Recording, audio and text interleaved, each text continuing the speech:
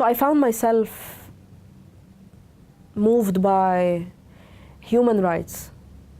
Human rights violations would hurt me very much and would like agitate me, and I would want to do something. I would want to fight back. And I found myself selecting we call them the loser cases, like the cases that no one would stand up to and no one would take. I mean, if you were a lawyer and you know it will fail, you wouldn't take the case.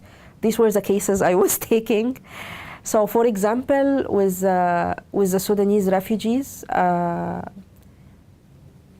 witnessed and documented when the police raided the camp of Sudanese refugees. There were more than 2,000 refugees camping in Mustafa Mahmoud Square in front of the UNHCR office in Mohandesin, upscale neighborhood.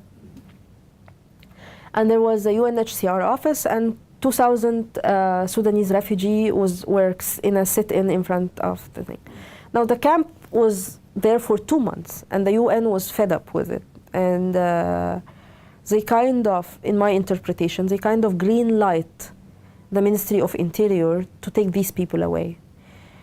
So on the New Year Eve, and it was very cold, they started blocking all the streets leading to the camp. So I got in, I heard this, so I got in, and then they turned all the lights off of all the neighborhoods. They turned the lights off. And they had packed a lot of public buses, so I started taking pictures of the public buses and their plate numbers and all the stuff. And then they showered them with water cannons.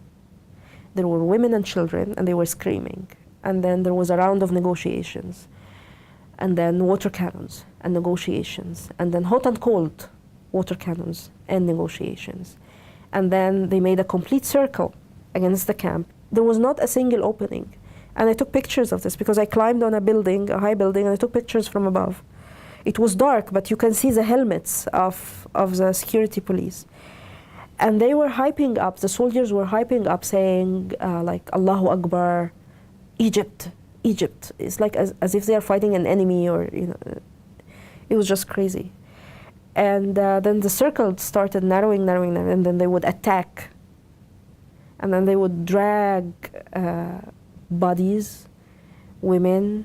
I mean, there was a woman who was like carried, and I mean, she could not carry herself. She was carried by 2 men.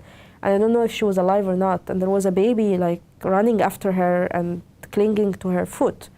And whoever they got out of this circle, big circle, they would drag them, and then put them in the public buses.